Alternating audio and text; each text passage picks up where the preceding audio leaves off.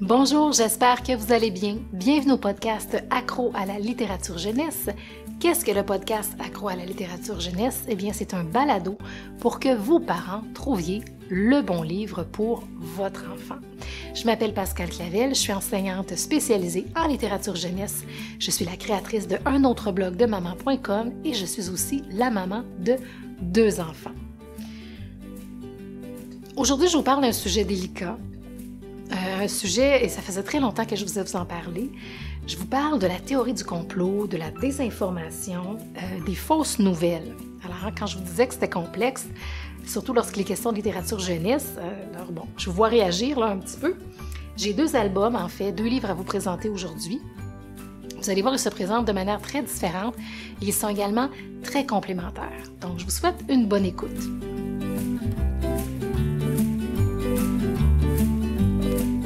Alors oui, la théorie du complot. J'ai avec moi, là je vous présente les livres d'emblée que j'ai avec moi. Il s'agit de Alerte culotte meurtrière, fausses nouvelles, désinformation et théorie du complot. C'est écrit par Élise Gravel et aussi illustré par Élise Gravel. Vous avez également Le mystère de la pyramide, une aventure du petit garçon et de la petite fille qui posait trop de questions. C'est aux éditions Les Malins et c'est écrit et illustré par Olivier Bernard, alias le pharmacien. Je vous les présente comme ça ensemble parce que j'ai vraiment... premièrement, j'ai dévoré ces 2 livres-là. Alerte culotte meurtrière se présente davantage comme un documentaire. C'est un dialogue entre 2 personnages, mais il est divisé en chapitres. Donc, on parle vraiment de sujets très spécifiques qui sont décortiqués de manière ludique également là, par... les 2 personnages qui entretiennent une conversation pendant toute la lecture de cet album-là. Et Le mystère de la pyramide, on est plus devant un album avec un récit. Il y a une histoire, hein? Puis on comprend des choses. À la fin, par contre, vous avez un petit guide pour les parents, une capsule informative du pharmacien qui nous explique comment accompagner notre jeune ou notre enfant face à la désinformation, les fausses nouvelles, la théorie du complot. Et il nous dit, le pharmacien, qu'autour de 14 ans, là, c'est là que notre jeune peut être plus fragile. C'est là que la pensée complotiste pourrait prendre forme à partir de cet âge-là. Surtout si notre jeune est isolé, a moins d'amis. C'est souvent les personnes dans la population qui sont les plus vulnérables, qui sont plus propices à croire, par exemple, aux fausses nouvelles. Mais ceci dit, hein, ça ne veut pas dire que les autres ne peuvent pas tomber dans le panneau non plus.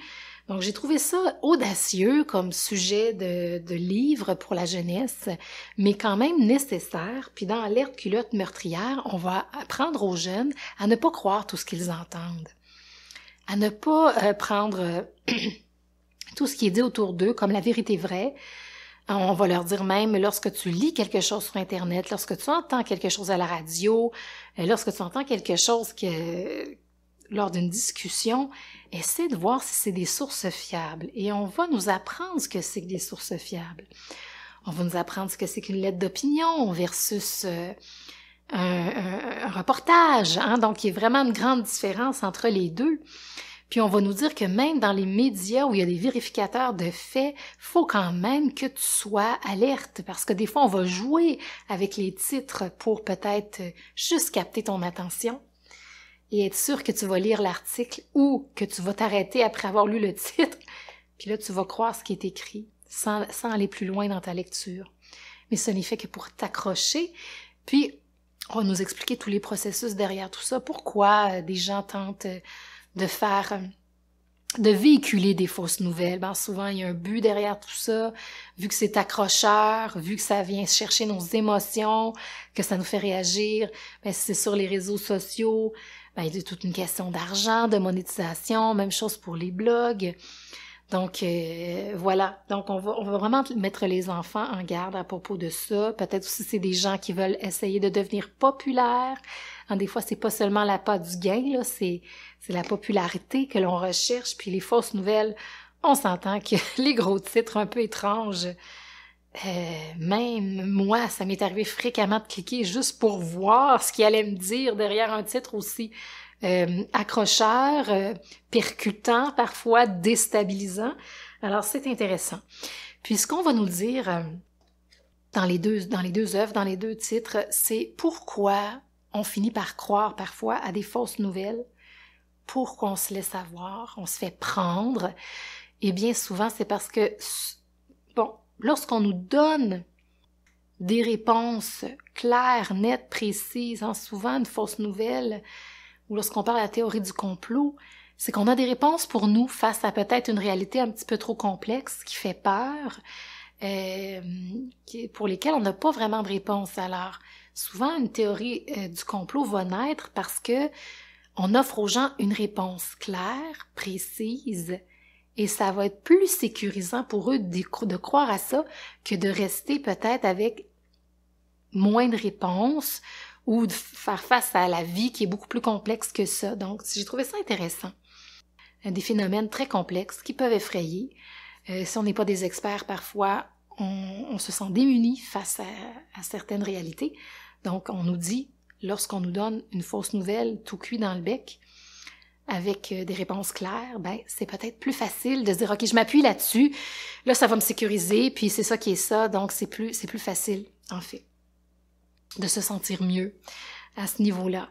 Alors, ce que j'ai aimé, c'est qu'on ne ridiculise pas les gens qui vont croire à des fausses nouvelles. Personne n'est à l'abri de ça, en passant. On va y aller avec la bienveillance, même que dans le livre sur le mystère de la pyramide, à la fin, dans la petite capsule informative, on va nous dire, comme parents, si notre jeune nous arrive avec quelque chose comme ça, ben on devrait pas être dans la confrontation, on devrait pas ridiculiser ce qu'il va nous dire, on va plutôt ouvrir un dialogue dans la bienveillance pour essayer de lui faire réaliser est-ce que ça, tu crois que c'est vrai? Est-ce que c'est logique de penser que oui, mais si j'amène telle autre information, est-ce que tu crois quand même que c'est vrai? Et toujours dans l'accueil, dans l'ouverture, parce que ce qu'on veut pas, c'est difficile pour l'ego, hein. Une fois qu'on a décidé de croire à une fausse nouvelle, c'est difficile pour l'ego de se rétracter. Très peu de gens ont cette maturité psychologique-là, émotionnelle-là, là, pour dire, ben, je me suis trompée, c'était n'importe quoi, bon, je change de position, alors qu'on devrait être fier de ça, de changer de position alors qu'on s'est trompé. Mais on nous dit c'est une question d'ego également. Puis voilà, alors ce que j'ai aimé, c'est que on nous explique le pourquoi, on nous donne des trucs et des outils dans l'alerte culotte meurtrière pour se méfier des fausses nouvelles et pour mieux avancer dans cette montagne d'informations-là et de toute cette... Bon, on va s'entendre, les réseaux sociaux alimentent beaucoup tout ça, là. Alors, comment être un citoyen averti, un citoyen de demain comme enfant pour se retrouver dans tout ça, s'y retrouver? Puis dans le mystère de la pyramide, je vous explique un petit peu la petite histoire, là, parce que ça se présente différemment. C'est qu'il y a une pyramide qui aurait été découverte dans une forêt. Et là, il y a un périmètre de sécurité, on peut pas aller voir, les policiers sont là. Puis, bon, il y a une théorie du complot qui va naître de ça parce qu'il y a des gens qui vont dire « ça n'a jamais existé, la pyramide n'existe pas, on veut nous mentir, le gouvernement nous ment. » Bon, souvent on va attaquer les grandes institutions là lorsqu'il est question de théorie du complot. Puis, malheureusement, le petit garçon et la petite fille, eux, en fait, heureusement, ils ont cette capacité de libre arbitre. Ils vont se dire « ouais, mais... » Pourquoi? Hein? Donc, ils vont se poser plus de questions que la moyenne de leurs amis. Puis, ça va les aider justement dans cette histoire de la pyramide. Parce qu'au départ, il y a une discussion autour du feu, puis ils se mettent à croire n'importe quoi, puis c'est pas nécessairement... oui, je pense que c'est à propos de la pyramide d'ailleurs. Mais ce qu'il faut savoir, c'est que le grand frère de ces deux petits-enfants-là va finir par faire partie du groupe de personnes qui ne croient pas à la pyramide. Puis, à un certain moment, ils vont même aller voir de quoi il en retourne. Puis il y a réellement une pyramide, mais c'est comme une pyramide en pierre et tout. Puis ce qu'il faut savoir, c'est que le grand frère évolue tout au long de l'histoire. Les personnages, ils font un petit peu penser aux personnages de South Park, si je peux me permettre ce parallèle-là. C'est quand même drôle, là, à certains niveaux. Puis, bon... Le grand frère et le petit frère ne perdront pas contact parce que souvent, lorsqu'il y a théorie du complot, lorsqu'il y a divergence d'opinion et de croyances, ben là, des fois, ça divise les familles, ça divise les amis. Là-dedans, le frère et la sœur, en fait, le petit frère et le grand frère restent en contact. Ils disent, regarde, tu crois ça parce que finalement, le grand frère va rester enfoncé dans sa fausse croyance, là. Puis le petit frère va lui dire, regarde, tu crois ça, mais regarde, je te tiens la main, je continue à être ton petit frère. Puis on va pas nécessairement s'entendre là-dessus, mais je suis là pour toi, tu sais. Donc j'ai beaucoup aimé cette approche de réconciliation, de bienveillance. C'est ce qui a fait en sorte que finalement, moi, ça a apaisé beaucoup de questionnements, je dois vous dire, ces 2 lectures-là. Puis j'espère que ça va avoir le même effet chez vous. Ça remue, oui, mais je pense que c'est essentiel de s'ouvrir à ce type de réflexion. Alors, j'espère que vous avez apprécié. C'est déjà terminé. Abonnez-vous à votre plateforme d'écoute préférée. On est présent sur Spotify, Amazon, Google Podcast, Apple aussi, sur ma chaîne YouTube et sur mon site Un autre blog de maman. À la prochaine!